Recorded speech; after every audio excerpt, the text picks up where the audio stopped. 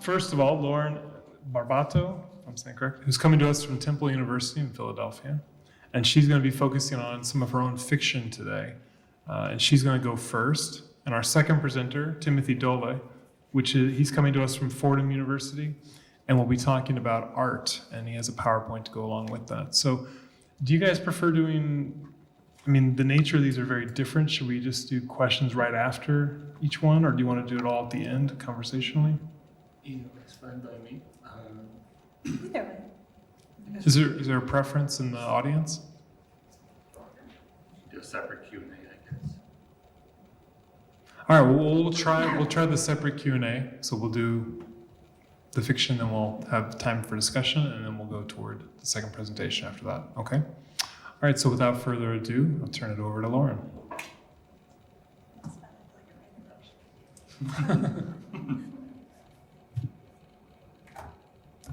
Okay.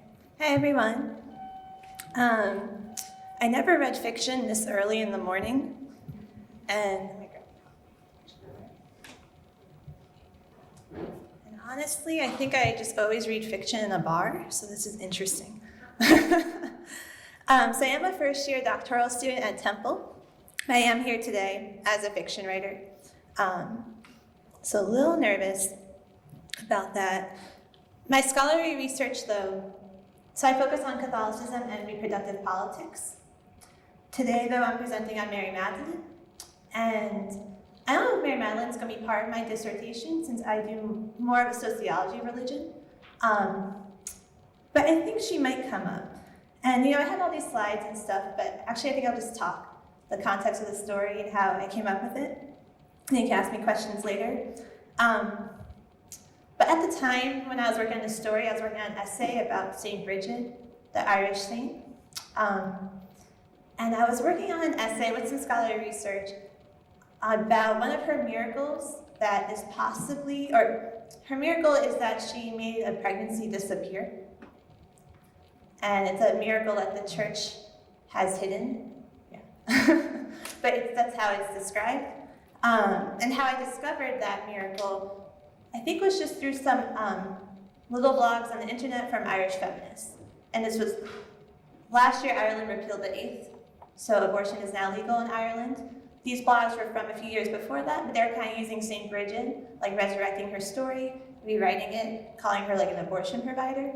And then I fell down a rabbit hole because then a lot of conservative Catholics were like, this isn't an abortion, And so there was this whole debate of like what it is, what it's not, rewriting St. Bridget for this agenda or for that agenda.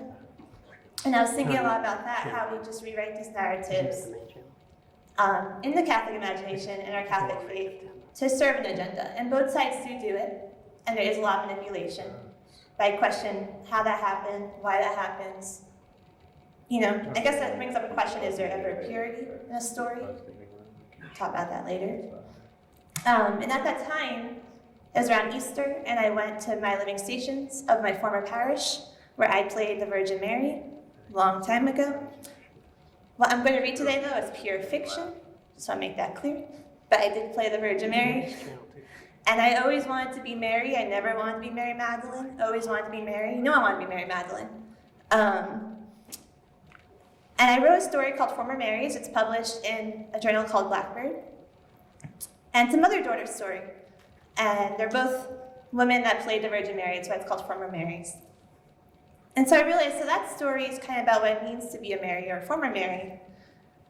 And so I'm at the living stations 2 years later after I wrote that story. And I was like, you know what, forget Mary. Like, Mary Magdalene's really cool, but what is her deal? Like, I never really thought about Mary Magdalene before. And then I realized if I wrote a story of what it means to be a Mary, then I have to write one about what it means to be Mary Magdalene, or why that dichotomy persists. Because I don't know about you, but that's how I always saw it. And I did survey people to see like what their views were on Mary Magdalene. And it's interesting because no one had the same description. No one remembered the same things. People that referenced the Gospels were like, in this Gospel, I think it said this, or I think it said that. And we know she has been rewritten many, many times. Where I'm coming from, though, because I know there's a lot of research about her recently, and my title was Mary Magdalene the Repentant or the Spiritual Agent, because I always imagine repentant or redemption with Mary Magdalene, and I'm not crazy about the word redemption. So I'm looking at spiritual agent or spiritual agency, which is what I'm looking at when I talk about reproductive politics, because I am a pro-choice Catholic. I feel like I need to say that whenever I'm in a room full of Catholics. So I think we need to focus more on the spiritual agency or what that can be.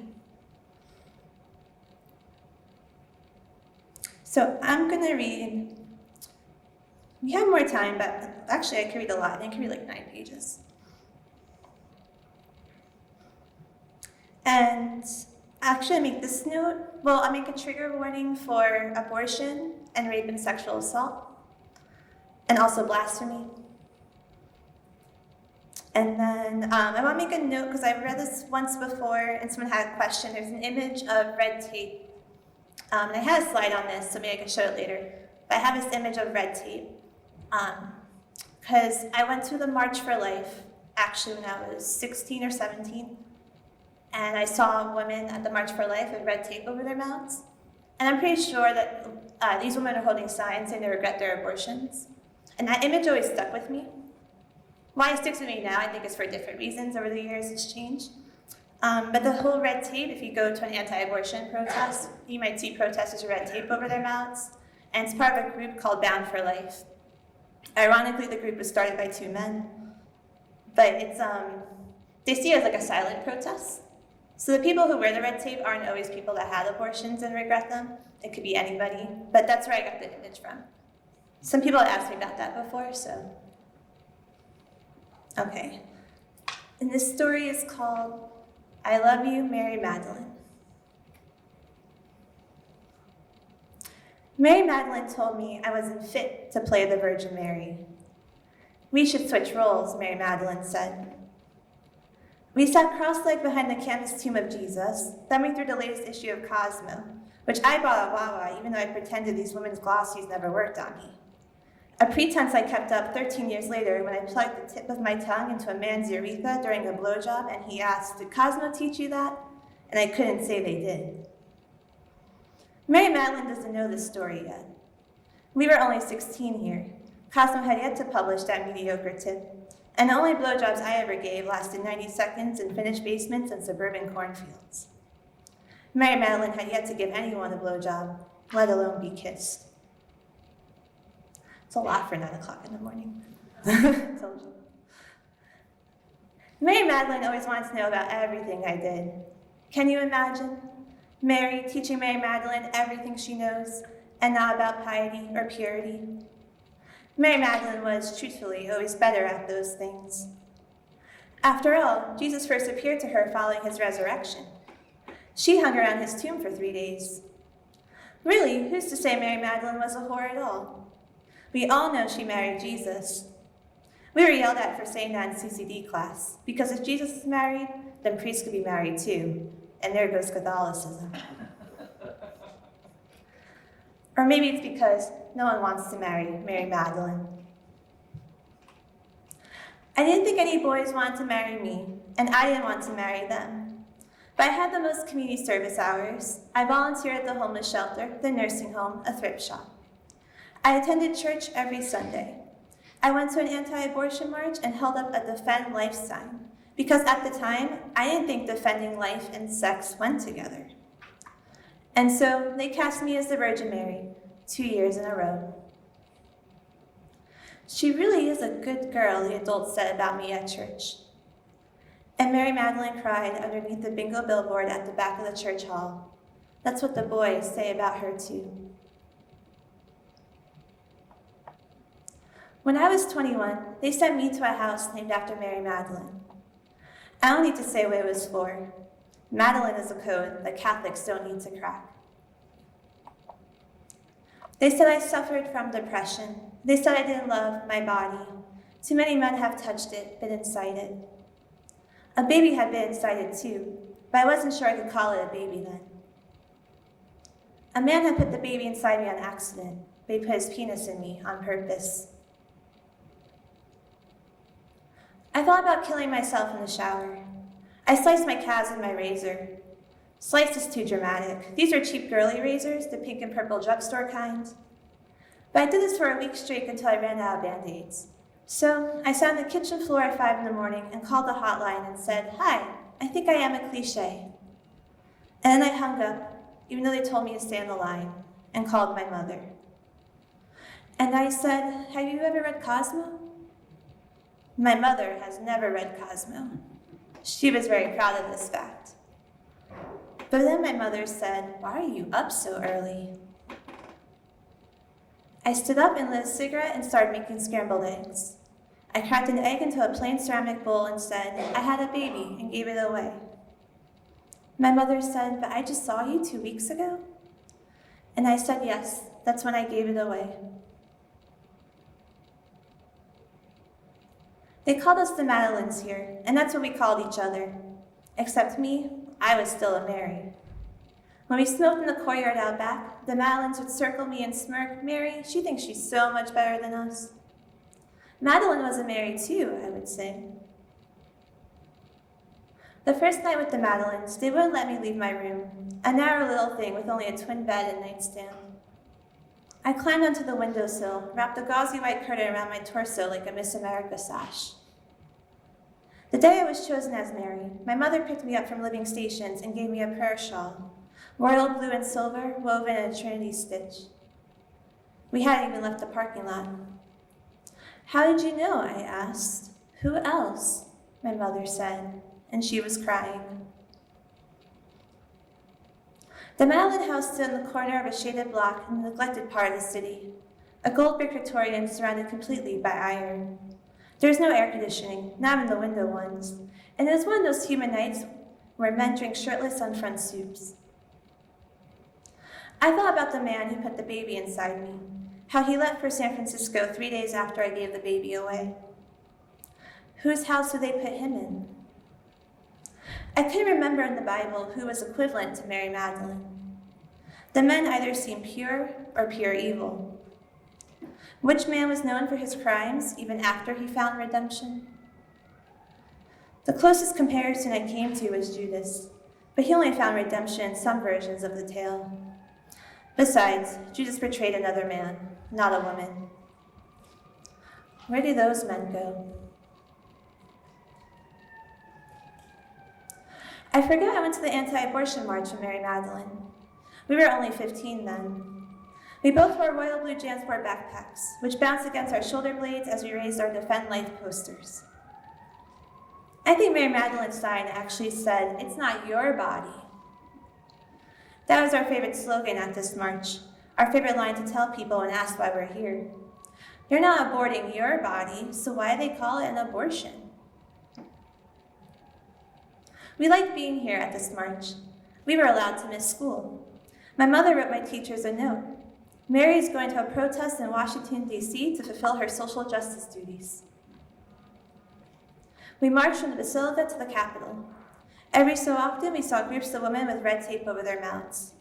Sometimes life in black marker was written on the red tape. Sometimes the red tape was blank. We would stop whenever we saw these women, who stood in small groups at the periphery and hugged their bodies over their parkas, eyes lowered. No one ever approached them. "That's so sad," I said, and Mary Magdalene agreed. We later saw Jesus wandering the streets behind the Capitol building. It was raining, and we'd taken refuge in a doorway, our signs now moist and creased and curling at the edges. Jesus' white robes were pristine, his shoulder-length hair was dry, and he was barefoot. Or maybe he was wearing Birkenstocks. Barefoot or Birkenstocks. Jesus shook Mary Magdalene's hand and asked for shampoo. Mary Magdalene zipped her JanSport and handed Jesus her bottle of Suave anti-frizz control and shampoo and conditioner. And Jesus walked away whistling to himself, his white robes never touching the pavement, before disappearing into a Starbucks. And Mary Magdalene said, "I wonder where he'll shower." They called us the Madelyns here, yet we blessed ourselves before the Virgin Mary each morning. The Virgin stood in the center of the courtyard, flanked by cherry blossom trees. Her arms beckoned from her 4-foot-high pedestal, her right hand missing all but a thumb. The Madelyns would cup their hands around the Virgin's ceramic stone, bow their heads and curtsy and say, "How do you do, Mary?" The Madelyns thought this was so funny, they began doing it to me. They would grab both my hands and raise my arms up to the sky, twist them over my head and take turns prancing around my body like a maypole. "How do you do, Mary?" They mocked, high-pitched and giggling until my arms grew tired and I swung them downward, all dead weight, my fists closed, body snapping like a Russian doll. After my dropped fist bruised one of the Madelyns on her temple, right above her left eye, the Madelyns stopped doing this for good, but not before the bruised Madeline snitched on me. They held me in my little room for 3 days, only letting me leave to use the toilet. They sent a different Madeline each day to deliver my meals. The bruised Madeline never delivered my dinner the second night. I later learned she pocketed the dinner rolls, fed a chicken to the stray cat, and threw the rest into the dumpster. On the third night, the kind Madeline, the one with the diamond birthmark on her right cheek, left me a note written in red ink. When I was the new Madeline, they all called me Anne, as in Mary's mother. Something about my mom genes. It gets better. There's always a new Madeline coming, and you won't be a Mary anymore. The kind Madeline added, "I'm really, really sorry." I folded the note into quarters and placed it under the mattress. All the Madelyns knew what it was like to have penises inside them. A majority of them knew what it was like to have a baby inside them, too. Some of them even knew what it was like to push a baby out from your body. They said, "It hurt like a fucking bitch. Fuck, that hurt, fuck." You would think this would make me feel better. At the time, I knew some girls who had penises inside them. These penises usually belonged to boyfriends, who bought popcorn for their girls at the movies and held them close in bed and said very nice things about their bodies. These boyfriends began proposing in botanic gardens, on beaches and rooftops, and always these boys expected to hear yes. I had one boyfriend before I came to the Madeline house. He also took me to the movies. He liked to put his penis in my mouth as he straddled my face. He liked it so much, that's all he wanted to do. "That's weird," the kind Madeline said.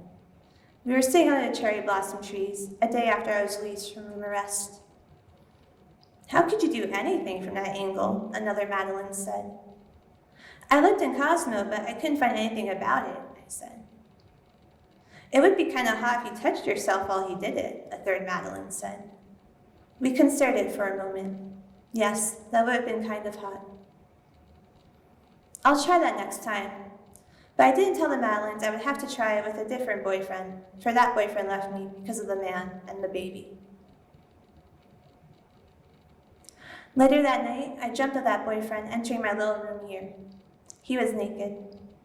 Before he could straddle me, I took a roll of red tape from beneath my pillow, ripped off a piece, and stuck it over my mouth. The day Mary Magdalene turned 16, we skipped school and took the commuter train down the shore. I'd stolen a bottle of rosé from my parents' liquor cabinet and smuggled it in my JanSport. In New Jersey, no one cares if you drink on the train, as long as the bottle is wrapped in a paper bag. We were drunk before ever we reached the boardwalk. This was the worst we've ever been. "Let's go to Rutgers this weekend." Me and Mary Madeline stood at the waves break. Our JanSports flung somewhere behind us. A college boy had invited me to a party. He played Jesus in the Living Stations a few years back, when we were both assigned the generic role of weeping woman.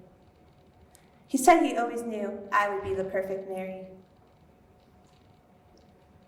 Mary Madeline jogged backward from the waves. It was March, and the water was barely above freezing. "That's not a good idea," she said. "There'll be Jell-O shots," I said. "And he has some cool friends."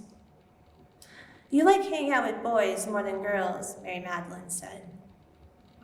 No, I pirouetted to face Mary Madeline. It's just different with boys.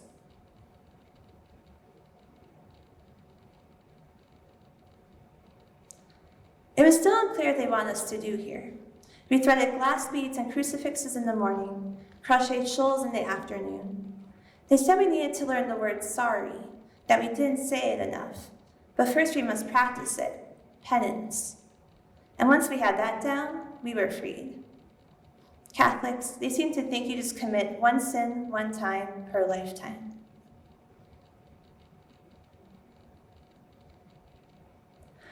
I snuck out the back door while my parents dozed on the living room couch. Columbo reruns playing on TV, and then Mary Magdalene from a Wawa. We took the bus to New Brunswick. Mary Magdalene still had her JanSport, which bounced on her knees as we rode along Route 18. I wore a white eyelet dress that my mother bought late last summer, and I couldn't wait until Memorial Day to wear it. Mary Magdalene said I looked like a bride. We drank sticky red liquid out of a styrofoam cooler. It was the color of fruit punch, but tasted sour, grainy. Like sandpaper, Mary Magdalene said. It'll get better, I said. It always does. There were more boys here than girls, and the girls that were here didn't want to talk to me or Mary Magdalene. They perched on couches and bar stools and watched the boys chug beers. Some danced when they were drunk enough. I asked Mary Magdalene if she wanted to dance. I don't know how, Mary Magdalene said. So we folded ourselves between the couch and the coffee table and watched the boys watch the girls. A boy in skinny jeans replenished our punch. The college boy who played Jesus settled behind me. He pulled my shoulders between his knees. Look at the ceiling, he said, and blew smoke between my lips. The boy in skinny jeans poured more punch, and I blew smoke into Mary Magdalene's ear, and she asked for more and more, until the girls stopped dancing, and I left Mary Magdalene on the carpet and followed Jesus into a room at the very end of the hall. I had sex with a college boy who played Jesus. I didn't bleed, even though it was my first time, and I reminded him to use a condom. It never feels as good, he said. And it did feel slimy, even a bit cold, and I just lied on my back, letting him go for as long as he wanted. It didn't take long. Afterward, I slipped my white dress on without my underwear, walked barefoot into the hallway, and threw up in a garbage can nearly as tall as me. I went to search for Mary Magdalene, who I haven't seen in about an hour. There are less girls here now, and the ones who remained were wrapped around the boys. Someone jammed Mary Magdalene's JanSport under the coffee table. I tossed over my shoulder and entered another, longer hallway. The fluorescence pierced my eyes and the tears mixed with my mascara, and I had to look away as I pushed on door after door after door until the boy in skinny jeans stood over a girl passed out in the bed. One hand reached underneath Mary Magdalene's shirt, cupping her breast. His jeans were unbuttoned. I didn't say anything. This was the worst I've ever been. The longer I stayed with the Madelines, the more I dream about that boyfriend. In one dream, I am the one who's naked. He grabs the red tape and straps my calves to the bedpost. Then he sits on the windowsill and looks away, and I pray the sun never comes up. Okay, I'll end there.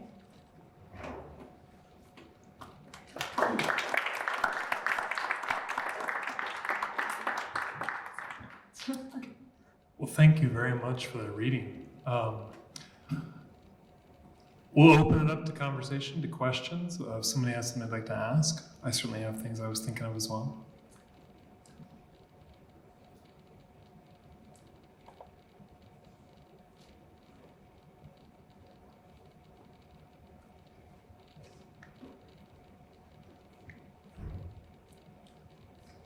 Thank you. I was so curious to hear you talk about the story of Bridget. I just actually stumbled across that on another presentation I was reading. And I don't know if you could talk more about like how you found that, how it influenced the story or your research, or just kind of what you're talking about all the back and forth you see in geography and how it's serving different social dynamics. With Bridget specifically, or? Like I know there's Bridget's story and there are other stories similarly. So I don't know if you've heard those or how they influence different at all. Well, I was talking about this with my roommate last night. Like, this isn't, what I just read isn't the first reimagining I realized, because I did write a story a few years ago called Patroness, where I do reimagine a lot of the early saints, Bridget as well, but like St. Lucy, St. Agatha, Petronilla. But I heard a different story of Petronilla than my roommate did, which is interesting. And that story was basically, I just had put all the saints in a room at like a party in like 2017, and they're all pissed off.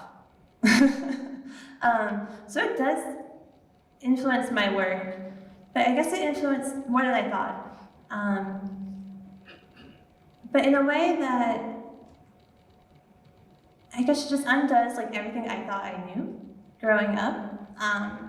And my personal story is that I leave Catholicism for quite a while, like probably during my college years and then 20s for various reasons, because I thought I couldn't fit into these certain molds.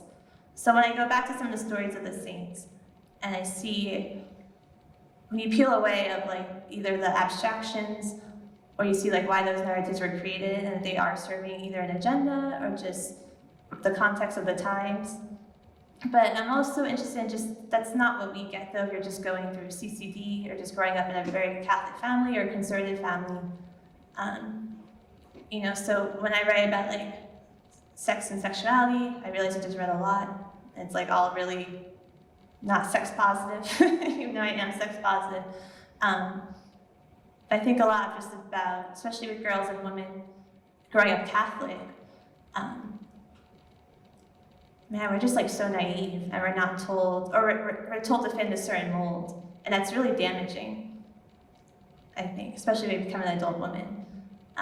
So I don't know if I'm really answering your question. And I could talk about, I guess, Bridget specifically, and I need to go back to that essay, because that's going to be a creative essay mixed with scholarly research. Because I do work in abortion rights. I do support abortion rights, and I did have an abortion myself. And I actually am working on a project where I'm going to take stories from women, Catholics that had abortion, and I want to just tell their stories and not in the way, either we don't talk about abortion at all, you're not supposed to have one, or that if you do have one, it's like the politics of grief. So you have to show that you're really repentant, but I don't like what usually that means. So that it usually means, you have to say that you're pro-life now and you're against it and you think it's murder. But on an issue of like abortion, it's really complicated. You could feel grief and sadness because it is a loss, but that doesn't mean you have to regret it or that you do regret it. I also think it's a very unhealthy theology, personally, to live in. I feel like when women have abortions specifically, we make them live in that sin in the Catholic world, and I think it's just a very unhealthy theology. So I think that's going to be part of my dissertation, even though I say I'm a sociology of religion. I'm interested in like the theology that comes from trauma, or a theology of trauma, which actually I haven't really encountered in the Catholic faith, but if anyone has, please tell me. I see that more in Jewish studies, for obvious reasons. But yeah, it's so that's why I say spiritual agency too, because we're focusing on how it's always a spiritual loss in like the case of abortion, when I wonder what spiritual gain is. And so I was curious about that with Bridget, because in the hagiographies I looked at, it does just say that it makes the baby disappear. Like it's almost like it's magic, right? And it was seen as a miracle because they restored a woman's chastity. And in one story, I think it's a nun, but I think in the other story, it's not always a nun. So it's seen as positive. And I just find it interesting, though, because I look into a lot of what's going on with American Catholics. A lot of my dissertation might just be what people say on Twitter. I get really deep on like Twitter. But we just argue over language. We argue like what's an abortion, what's not. So people are like, well, it was an abortion for Bridget. Now there's a new argument that like this is an abortion. And we've created that term like that. It's all constructions, and just not looking at it for what it is. So I think that's when I was writing about Bridget, I was just looking at it as what it is, how we made it something, or how we made abortion something, but then just returning back to like, could this be a mode of agency, spiritual agency, moral agency? Can abortion ever be seen as moral if you're Catholic, or a good choice, or can you ever feel good about it? So that's what I was finding with Bridget, and that I think comes up in here, although what I read is really, the story is actually really sad. Yeah, sorry guys. Sorry, now I'm just rambling. I don't know if I'm answering your question. Yeah, that's right. Okay. I love the way you created the voice of this younger woman and how all of this felt to her at a certain age. And I don't know if you intended it or not, but I was just you know, a simple phrase like, I threw up in a garbage can almost as tall as me. That's just wonderful, wonderful craft. And I thank you for that. And so I would look forward to seeing, and I know you're in the middle of dissertations and all of that, but I'd love to hear from her as she gets even older and sees it through the eyes of maybe a woman who eventually gets married or has kids or has a partner, whatever. Because your gift of capturing that voice is very powerful.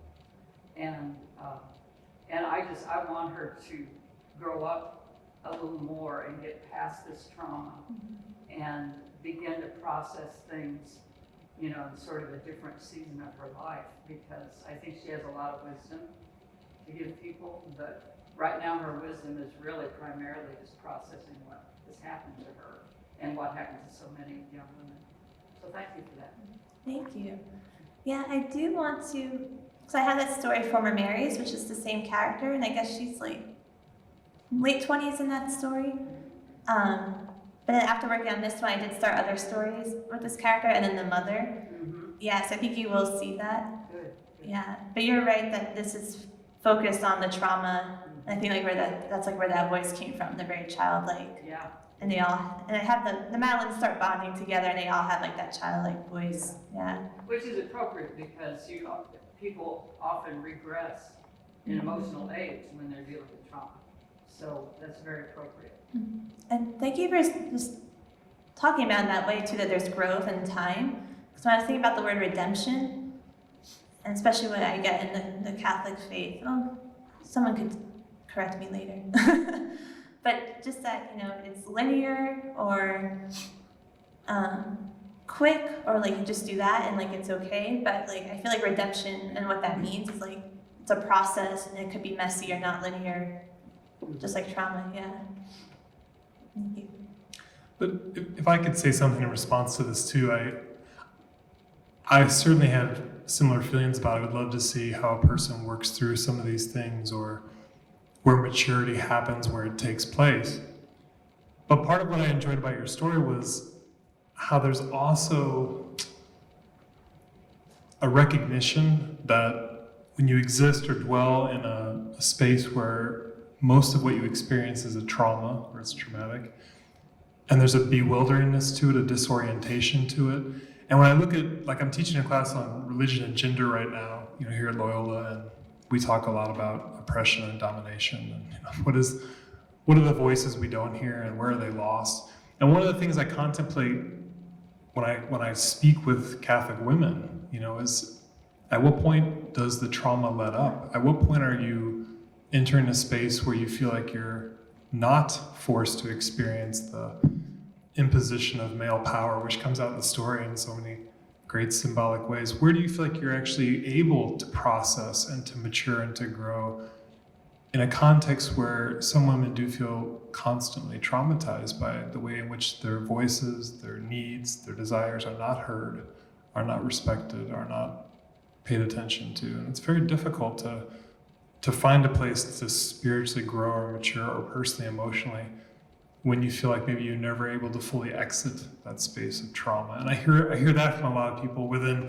the only option becomes, well, then I have to leave, maybe for a while, or maybe permanently, or I have to find a way to what feels like betray it in order to come back to it. Like I'm thinking of the novels of Jean Genet, I mean, like Our Lady of the Flowers. There's this betrayal of Catholicism, you know, with violence and the sexuality, but at the same time, that's his way of trying to find healing and come back to that space. So I don't know, I liked how it would, you know, there's the youth to it, but it's also a reflection of how so many people who are much, much older are never able to fully grow or mature or leave that space because they constantly feel traumatized by what's happening. When does the church account for women's pleasure? Where do they do that? You know, where is that looked at? And I liked how in your story there's I was told to go back and pray to the Virgin Mary, even though we're looking at Mary Magdalene on her story in a way. And I think that contrast was very poignant. I don't have a question, I'm just reflecting out loud. Are there other questions or comments? Have you found a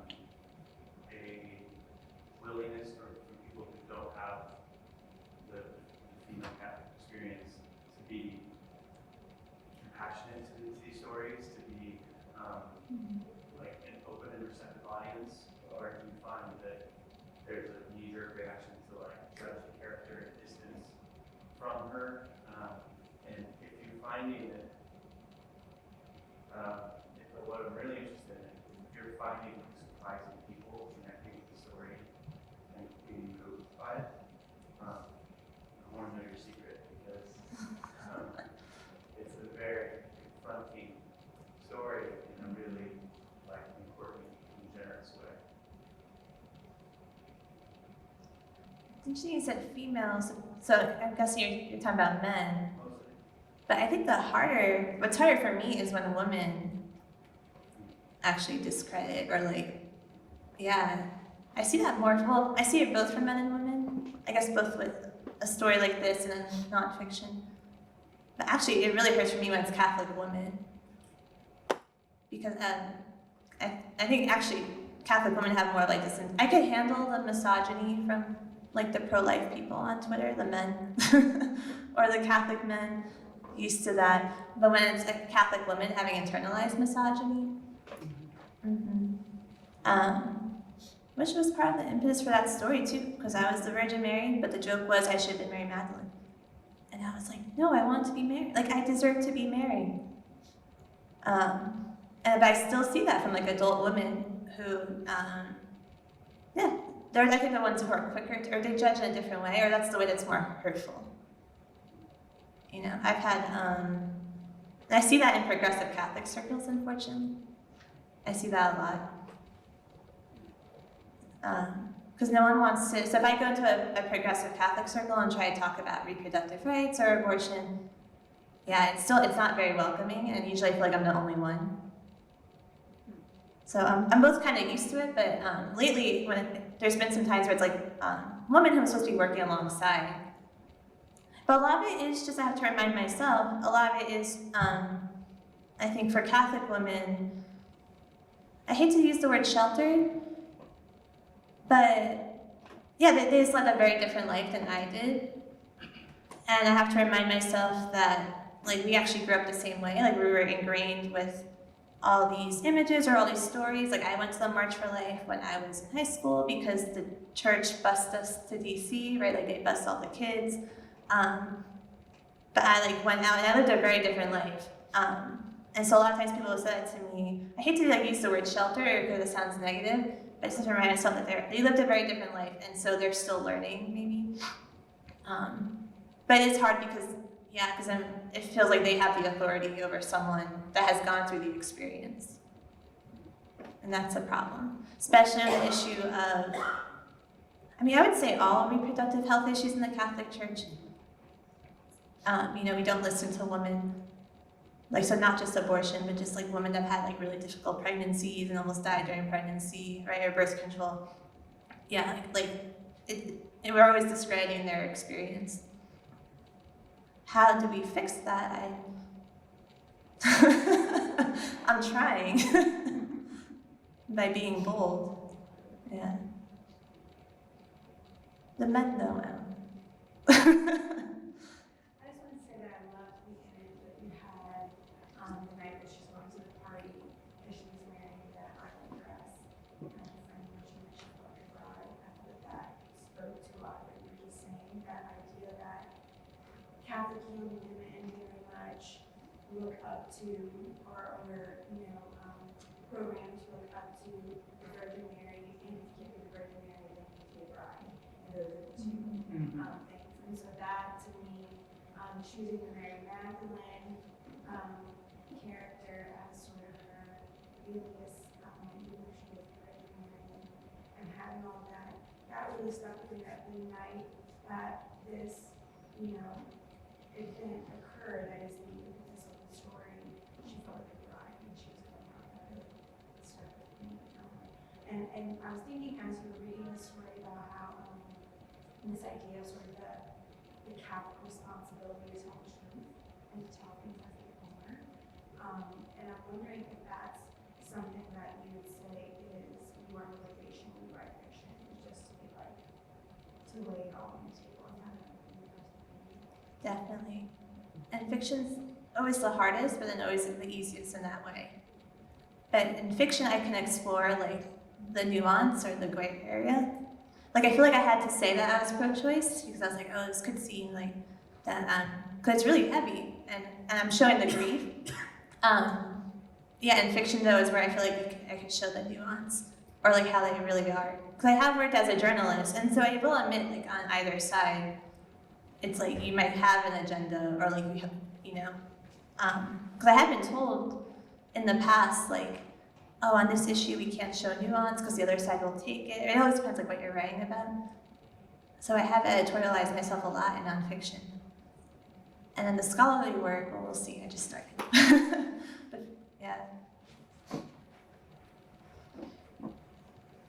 In the vein of that last question, I found just the whole idea of spiritual agency really compelling, and especially with this dichotomy between Mary and Mary Magdalene, because it seems like, as was said, that Mary is kind of a symbol of purity and obedience, and that's what the Catholic Church sort of like predicates all these other things on.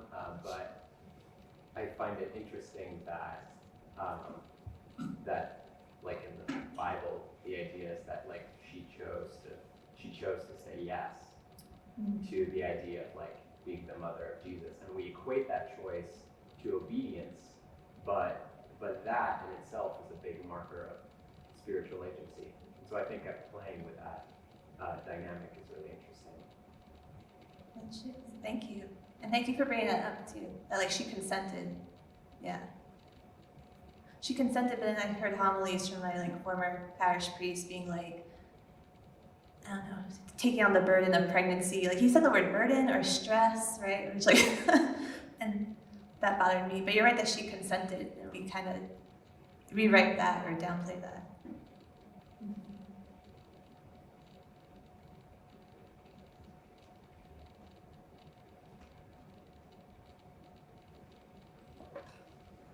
Other questions? Well, time-wise, perfect timing to transition to our second talk. Thank you very much, Lauren, for your presentation. So we'll turn it over to Timothy. I might encourage those of you who are sitting a little further back to move up a little bit. If you can do that, I'm going to be showing some slides that it would be good to see. Although if you can see from back there, that's fine by me. Oh yeah, and you guys feel free to move as well. I didn't even think about that.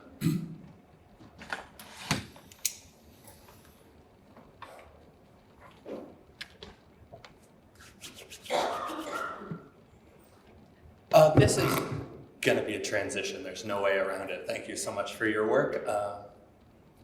And mine will take things in a very different direction, a riot of color and joy, but still ultimately concerned with questions of justice and maybe the inadequacy of an ecclesial Catholic response to that.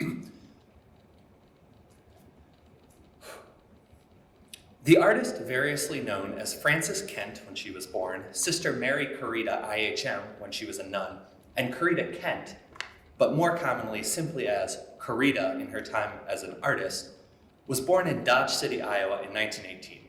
Her family moved to Los Angeles when she was about 5. She joined the California Sisters of the Immaculate Heart of Mary in 1936. She received her master's in art history from the University of Southern California in 1951, began her career as an artist in 1952, took up teaching in the art department at Immaculate Heart College, and remained there until 1968, when she left the order about the same time that her community was engaged in a vicious and a very public dispute with the Cardinal Archbishop of Los Angeles. This dispute concerned essentially their own reform of their communal life and mission, which they had undertaken following the Second Vatican Council. Eventually, roughly 450 of about 540 sisters left formal religious life. And while many of these sisters continued to live a recognizable lifestyle as members of the lay Immaculate Heart community outside the official confines of the church, Corita did not. Rather, after a 6-month sabbatical in Cape Cod, during which she discerned that the stresses of religious life, harassment by church officials in LA, and even her growing celebrity, quote, had all become too much, she moved to Boston and continued her career as an in-demand artist until her death in 1986. And this is the sort of nun that Carita is, if you want kind of a snapshot, right? A nun traveling on a camel, or seen on a camel in Egypt. While many aspects of Carita's life, including her relationship to Los Angeles Catholicism, her renowned pedagogy, and her spiritual trajectory outside the church, offer important insights about the history of 20th century American Catholicism, which is my broader dissertation project, today I want to focus on that which made her an artist, the venue by which she offers a compelling example of the 20th century American Catholic imagination in action, her serigraphs, the silkscreens for which she was nationally known in her lifetime, and for which she has recently, and much belatedly, become a fascination in the field of art history, but less so in the field of Catholic history. My thesis today is a simple one. In her screen prints, Carita blends traditional themes and subjects from Catholic spirituality with post-war middle-class consumer culture, and the way in which she does this changes over time to reflect the changing experience of American Catholics and her own experience within and outside of the church. In her work prior to 1962, Carita's prints incorporate traditional Catholic themes, including scriptural text, under the influence of abstract expressionism. Beginning in 1962, inspired by the experience of seeing Warhol's Campbell's soup cans at the Ferris Gallery, Carita's work took an explicit turn in the direction of pop art. These prints, the work for which she is most well known, reappropriate commercial themes and images, combined with some spiritual text, or combined with some biblical text, though more frequently with poetry or pop song lyrics, in a style which functions simultaneously to celebrate the sacramental potential inherent in advertisements and also to critique their consumerism. The third set of prints I want to look at today are from 1969, after she had left religious life. These prints incorporate photographs which give them an exceptional directness, and they concern themselves directly with political themes. The third set of prints in particular are notable for using Catholic ideas and motifs, but almost totally divorced from any ecclesial context. Over time then, the Catholic influence in these prints becomes much subtler, and Catholicism becomes an underlying set of ideas, a sort of motivation or organizing principle rather than an explicit subject matter. What I think this helps us to see is how Catholic artists, or at least this one, turned to social justice as a major concern following Vatican II, and the way in which this often carried them beyond the church, or at least the institutional hierarchical church. Some of these early prints are a little bit harder to see, but there was only about 3 of them. After that, all of them will be pretty big and I think a little bit clearer for you all in the audience. So fittingly, Carita's first successful work came about by revising something older. She later recalled how in 1952 she dusted off a print she had made for her master's. She said, quote, "It was really so bad that I started adding colors on top of it, making a completely new print. The original print that formed the basis for this one, titled, 'The Lord is with Thee,' quote, was a very unwhole picture, a picture of the Assumption with a very fashion modelish lady at the center. As we can see, this print, which won Carita first prize at the LA County Art Fair, is really sort of a riot. While it looks closer to the presentation than the Assumption, we do indeed see a sort of fashion modelish Mary at the center. She's surrounded by, to my eyes, 3 wise men, another man in a crown, possibly a few shepherds, separate from the wise men, so sort of playing fast and loose with the biblical story as we've seen already today. Generic saints, both short and tall, with halos, some animals, including sheep, camels, and what appears to be an abstract dove above her head. Carita often spoke of her frustration with the figurative art which was popular in this time, and we do see here sort of a compromise between figurative art and expressionism. Especially compared with her later depictions of the Virgin, however, this one is actually fairly traditional, if you will. The second print I want to look at is also from 1952. It's called At Cana of Galilee. This is a depiction of the wedding feast at Cana, where Jesus worked his first miracle by turning water into wine. The main draw of this, I think, is the color. We see all the guests gathered around tables depicted in wild oranges, pinks, and purples, giving it something of the vibrance of any proper wedding feast. Probably the most interesting minor detail here, if you can make it out, are the small chairs to the right and left at the bottom of the print. By all accounts, these are supposed to represent early models of the chairs created by Corita's good friend and mentor, the famous designer Charles Eames. If you've ever been in an airport and you've seen those black, low-slung chairs, those are Eames chairs, right? These are sort of fetishes of modern design. And Corita includes early versions of them in her work. And by including her chairs, I think, she adds a really modern touch to this biblical story, bringing it a bit closer to 1950s Los Angeles. The third print I want to show is primarily notable as an early example of how Corita incorporated text into her works. The title of this is Word Picture, Gift of Tongues, right? So that emphasis on text is even in the title. Corita incorporates the biblical text from Acts 2:1, which tells the story of Pentecost. We notice how the text starts off fairly straightforward in the upper left, but by the end of the biblical passage, it seems to be scattered about the page, almost as if it has been blown about by a strong wind, echoing the story of Pentecost and presaging her later textual innovations in her work. The figures at the bottom glow with a vibrant purple, seemingly a flame, also in allusion to the scriptural notion that the Holy Spirit came at Pentecost in tongues of fire. In these early prints, she channels her dissatisfaction with the dominant religious art of her day. As I mentioned earlier, she began to work in new colors and some new style, but she mostly focused on traditional subjects, in this case, events from scripture portrayed through an abstract expressionist rendering, which is still somewhat figurative. About these early prints, though, she would later comment that their quality was, quote, extremely derivative. It was my very early and my learning days. It's very Byzantine, and I don't think it has much of me in them. They feel awkward and searching. Corita's career blossomed after her encounter with Warhol's Campbell's soup cans in 1962. She later remarked that, quote, coming home, you saw everything like Andy Warhol.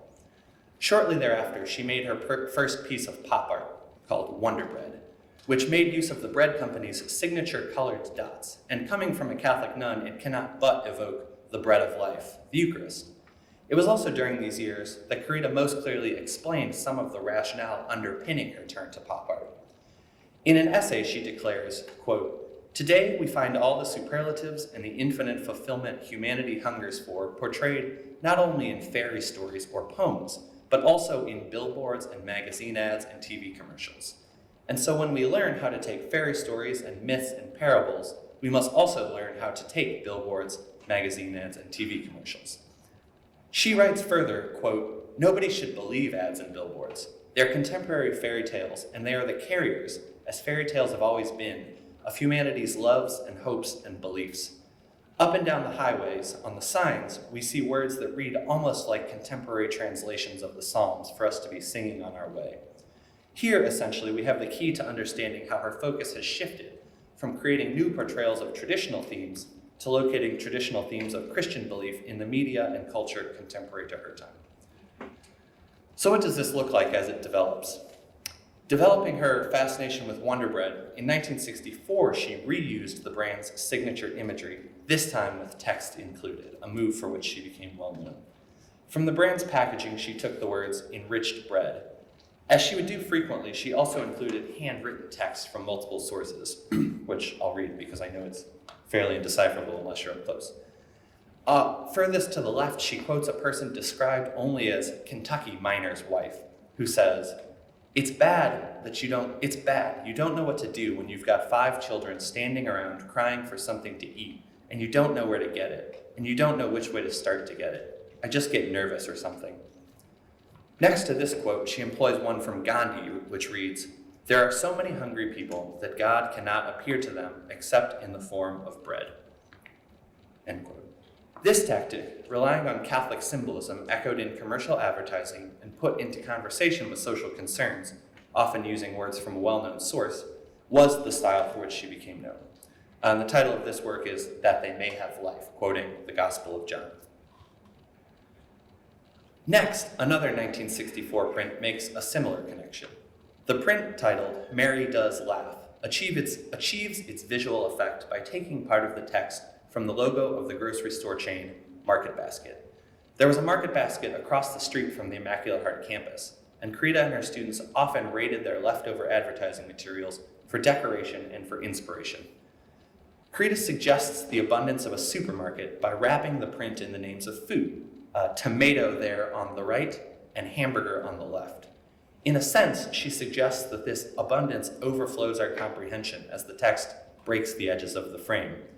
Carita was inspired to add to this composition text which reads, "Mary does laugh, and she sings and runs and wears bright orange. Today she'd probably do her shopping at the Market Basket." This effort to understand Mary in light of their experience as 20th century women was ongoing at Immaculate Heart, especially at their annual Mary's Day celebration. College president Sister Helen Kelly remarked in 1964 that this celebration was an effort, quote, "to make Mary more relevant to our time, to dust off the habitual and update the content and form." Carita articulated the sacramental function of this reclaiming of marketplace imagery for their celebration, writing elsewhere, quote, "We take time out to celebrate the ordinary stuff of life. We lift the common stuff, groceries and signs about groceries, out of the everyday and give it a place in our celebration. When we put them back into our everyday life, they will become somehow ennobled. They will remind us of this good day, and heaven and earth will not be so far apart."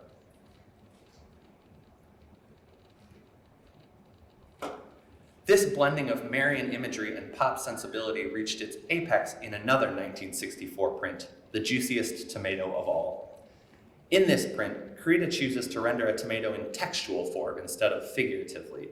The piece's vibrant colors help support this idea of a vibrant and lively bounteousness, which Carita believes tells us something about the Holy Virgin Mary, and therefore reveals something of God's love to us, recalling here, like Andrew Greeley's fascination with female images of the divine. This connection becomes clearer when we can read the text, which is drawn from a poem sent to Carita by her friend Samuel Eisenstein. He writes, "If we are provided with a sign that declares Del Monte tomatoes are juiciest, it is not desecration to add, Mary Mother is the juiciest tomato of them all." Elsewhere in the text, at the top of the letter O, he articulates a sort of rationale for all religious pop art, writing, quote, "There is no irreligiousness in joy, even if joy is pump-primed at first." In a sense, all of Carita's riotous color and her playfulness can be thought of as priming the pump for joy, which she takes to be itself a very religious thing. If the colors of the marketplace happen to be useful ways of doing that, all the better. The final set of prints I want to look at were made primarily in 1969, after Carita had, in her words, unjoined the Immaculate Heart Sisters. These prints continue the social concern expressed throughout her career, but in a visceral new way. In part, these prints are the result of her professional relationship with the printer, Harry Hambley, and some new technology which enabled her to reproduce photographic images in her prints. She had previously worked in a small, poorly insulated, basically concrete garage across the street from campus in the summer months making these prints, inhaling a lot of fumes, right? So she outsourced it to a printer eventually. In these prints, I think we can sense a new directness, almost a new sort of radicalism. In part, I think this follows the Church's shift from a generalized concern for Catholic action and a growing social apostolate prior to Vatican II, into which the Council introduced directly the language of structural reform, which is to say, a concern to alleviate unjust orderings of society rather than focusing on individual charity.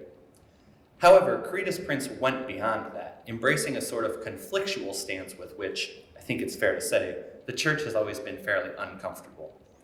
Unsurprisingly, Carita and those close to her attributed this to the influence of the Jesuit Daniel Berrigan, with whom Carita was very good friends. Liz Bugenthal, a one-time Immaculate Heart sister and a friend of Carita even after they left the order, recalled, quote, "Most of us hadn't thought much politically till we met Dan Berrigan. He really brought us to political consciousness. For Carita and many others, he made political and social action natural and necessary. We spent most of our time pondering what to do. Carita started immediately with political statements in her work. While Carita never took to the sort of civil disobedience that made the Berrigan brothers famous, admitting in a later interview that she just never felt that to be her calling, she did have a deep optimism about the ability of artwork to spark new ideas and raise this sort of liberatory consciousness in her audience. One of her prints from this period, Phil and Dan, named for the Berrigan brothers, Phil and Dan, foregrounds an image of the brothers lighting draft records on fire in protest of the Vietnam War, an action which would eventually land them in prison. Filtered through a jarring orange and yellow, the bottom of the print reproduces quotes from Thomas Lewis, a member of the Catonsville Nine group which carried out this action. This quote asserts in part that, "To me, therefore, prison is a very creative way to say yes to life and no to war." Below that, there's a quote from the group's lawyer, which states, "They were trying to make an outcry, an anguished outcry to reach the American community before it was too late." And this, I really think, is kind of a mission statement for Corrida's work in this period. A similar silkscreen, Chavez, foregrounds an image of the labor leader bathed in warm tones, staring off intently to the right, or in more of a meta reading, staring directly at the text, which reads, "In the vineyards where the grapes of wrath are stored, the poorest of the poor begin an epic struggle against the masters of the land. Here is the violent and engrossing story." The text, which is unattributed possibly from a news story from which she often drew, nonetheless seems biblical, or maybe drawn from the work of John Steinbeck, and it explicitly suggests a context of violence and conflict, which is often missing from Catholic social teaching discourse. Two further prints in this style memorialize leaders assassinated in 1968. In Love Your Brother, on the right, Corrida grounds images of Dr. King in bright purple and green, with the large handwritten text reading, "The King is dead. Love your brother." The smaller text, which is interestingly typed instead of written in her usual script, reads, "Don't ever let anyone pull you so low as to hate them. We must use the weapon of love. We must have compassion and understanding for those who hate." Similarly, an image of Robert Kennedy on the left, reaching down into a crowd of hopeful, expectant hands, is the primary content in a work titled, "I'm Glad I Can Feel Pain," which does actually seem to be a very Catholic title. In the middle, Corrida has taken a quote from a student, presumably an IHC student. A long meditation on the impact of Kennedy's assassination. It contains the lines, "Maybe this is the problem. Man hasn't been facing choices and consciously making a choice, really choosing. But instead, he has been letting other forces outside of himself control him, and he isn't even aware that he is dead, perhaps murdered." Echoing the rhetoric of responsibility and conscious choice, similar to the rhetoric of maturity which runs through so much of the lay reception of Vatican II in the US, Corrida lifts up RFK along with MLK as exemplars. While RFK and Chavez were Catholics, though King was not, heroic depictions of the laity, at least uncanonized laity, are hardly traditional Catholic symbolism. So in this sense, I might suggest we can view these prints almost as icons. But if we were to do that, it would show us that these prints, if viewed as devotional materials which lift up persecuted activists, also show us Corrida's distance from her roots at the start of her career. Thank you. That's as far as I'll go for today.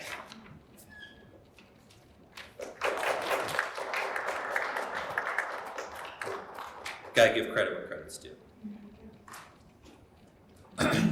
Well, thank you very much.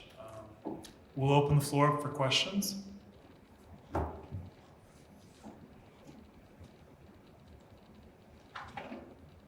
Thanks so much, Tiff. That was wonderful. How did you first encounter that work?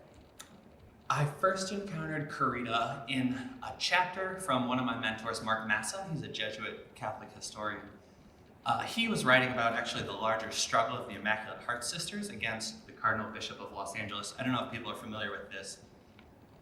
It's essentially the quintessential post-Vatican II, like liberated women versus oppressive old man bishop.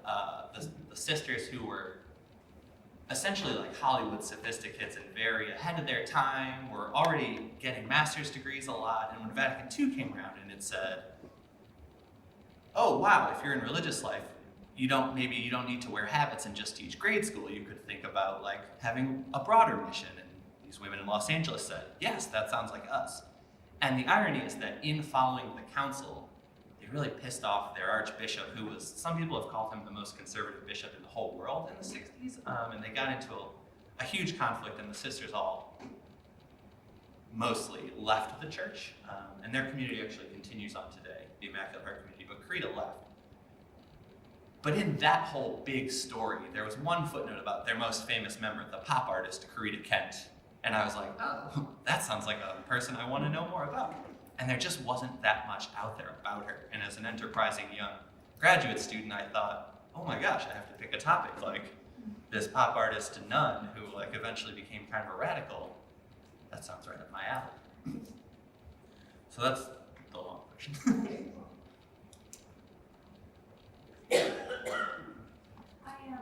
I've heard of Carita Kent. I've learned a little bit about her, and the very little that I know is that apparently there's a list of 10 rules for making art. Yes. Are you familiar with that? Okay, all I know is that that has somehow gotten shifted into somebody else's, and someone has taken credit for that. It's Really? Here, it's the whole thing. Yeah. I don't know the whole story. I was curious if you could speak out to this. I was gonna pull it up, but you all can pull it up later. Not to deny that you saw that, but I've never seen that. I've seen it pretty well attributed to her. The only thing I can think is, I've heard that the Stanford Design School, so this big, prestigious, not at all Catholic institution, did a giant blow up of the rules, like right in their atrium to kind of inspire students. And so I can imagine that somebody saw that and took it out of context, but I have not seen it being Well, they're a great list. Yeah, they're not something you expect from a Catholic nun in the 60s. It's all very much like, be really creative and also change the rules when you need to. Like the opposite of what we think of as Catholic schooling. Do you know if the big gas tank, which came to be Boston, Mm-hmm. on the harbor of Boston gas, is that still exists? It is, yeah. So for those of you who don't know, this is a fun thing about Carita is once you know her name, you see her around a lot. And one of the works which people know without knowing her is actually the largest copyrighted work of art in, I think, the Western Hemisphere. It's a giant gas tank just off the highway in Boston that she did late in her career. And it's painted in just these rainbow colors, pretty consistent with many of the prints I showed. It is still there. They redid it or freshened it up a few years ago, so it's going strong, yes.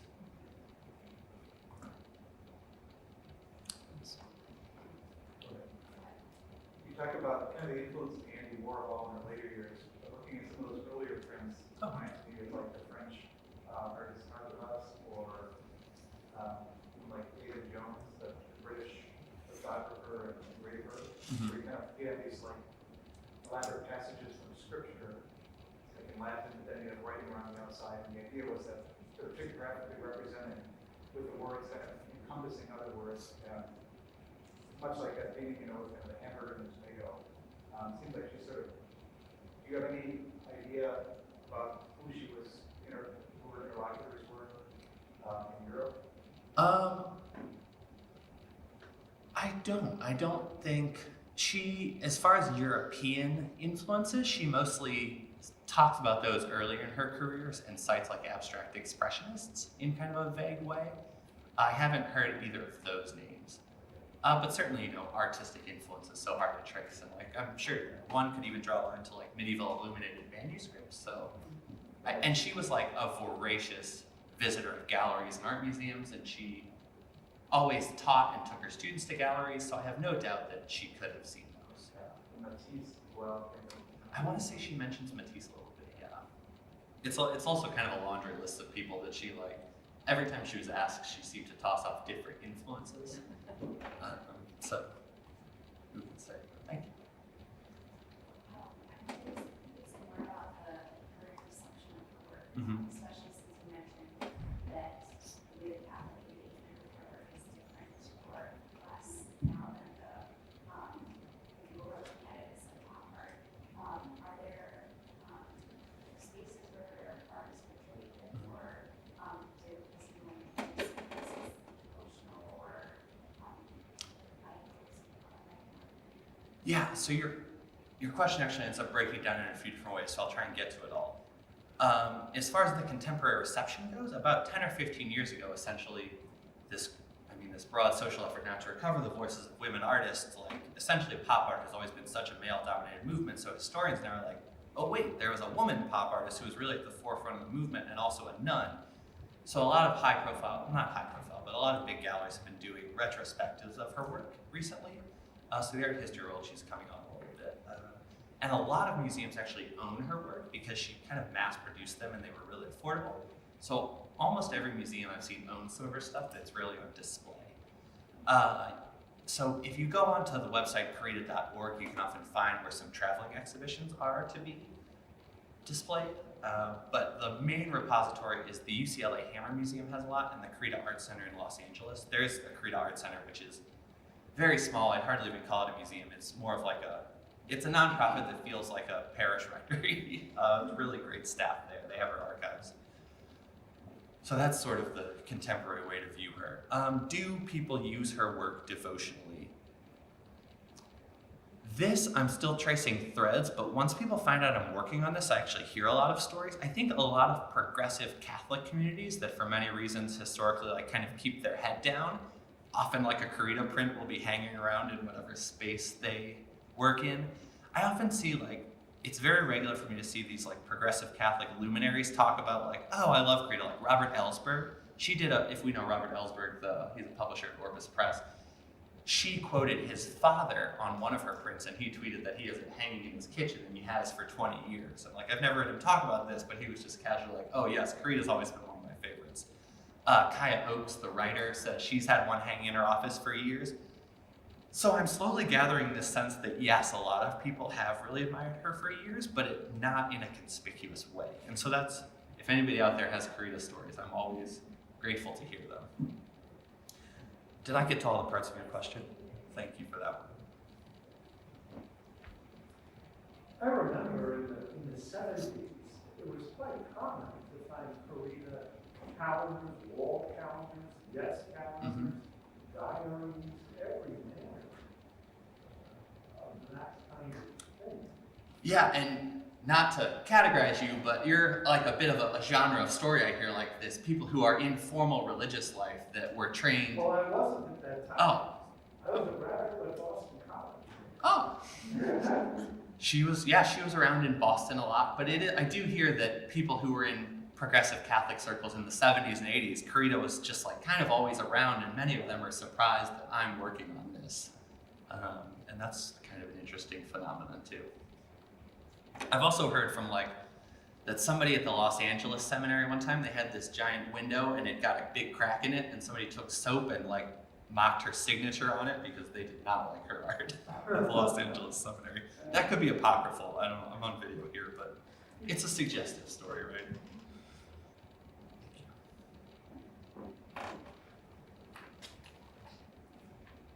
Other questions? Oh, I also seem to recall, I think Life magazine did quite a spread on her. There was some popular magazine in which her work appeared profile on.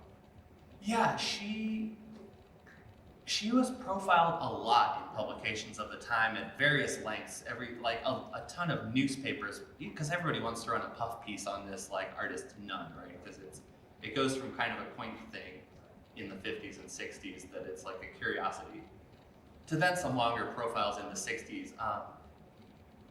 And a writer for NCR, when she left, her order called her the most well-known Catholic nun in America. So this level of visibility in the 60s is, I like to think I'm not overstating it, right? And one of the things of why I'm doing this dissertation is I think that's really been lost, right? And how does that happen, et cetera, et cetera. But yes, many publications feature her. Artist David Jones talks about the break that happened in the 19th century where religious art became more private, right? You don't have any, it becomes an expression of sort of our own private faith and reflections, future stories, rather than something that's kind of what James talked about, liturgical, focused in our groups, an expression of what we publicly believe as a unified faith. Mm-hmm. And I'm curious if how you see Carita's art seems to be public in the sense that it's pop art, right? It's saying entering into this pop art movement and then trying to use that as an expression of faith. So I think I'm just curious to see what you think Carita's art says about us as a moving body of faith, or how Catholics can look at it and see their own faith reflected in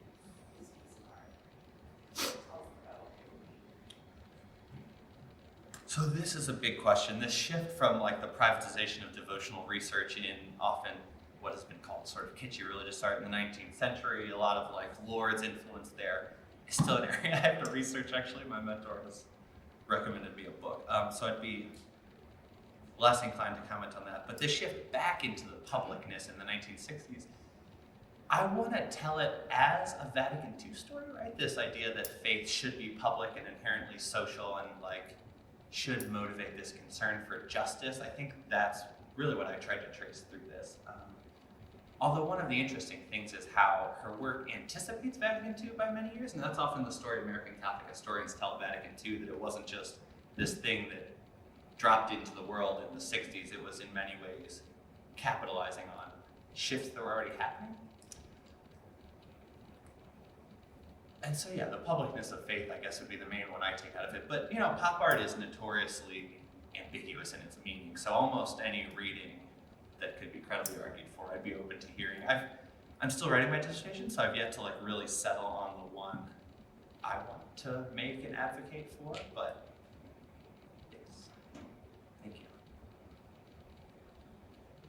These could be jumping the gun, but you haven't finished writing yet, but do you see how her influence continues today, either in the Catholic art world or in pop art? Do you think of? So I don't know any influence in Catholic art, although I can't say I've like really done the deepest research on her contemporary influence. I do know more about her influence among graphic designers. That's also part of this recovery of her in the art world in the last 10 to 15 years is a lot of like street artists and people who do bold graphic design, sometimes in advertising, sometimes in guerrilla art. They've apparently been loving Corita for years, and like now that they're being asked about it, they're like, oh yeah, Corita, like her like lettering. And I actually did do a great job of highlighting some of her really text-based prints, but if you all go look them up, you will see like certainly more contemporary design, graphic design has that influence. And so it's really not a Catholic thing at all. I mean, unless we want to say that like all good graphic design is Catholic graphic design, but I don't know that I'm ready to say that. But yeah, so that's the best I have on that. Well, let's thank both of our presenters for a very interesting time.